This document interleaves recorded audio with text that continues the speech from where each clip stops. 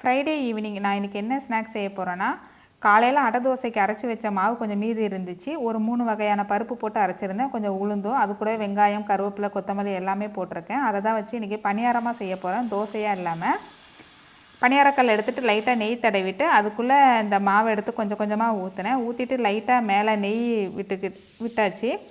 ஒரு 5 மினிட்ஸ் கிட்ட அப்படியே சிம்லேயே வச்சுருந்தேன். அதுக்கப்புறம் நம்ம சிக்கிடிக்கு வச்சு லைட்டாக திருப்பி விட்டாச்சு. நீங்கள் நல்லா வெந்திருந்தால் தான் பணியாரக்கல்லேருந்து அழகாக அந்த பணியாரம் வந்து எலும்பி வரும் திரும்பவும்.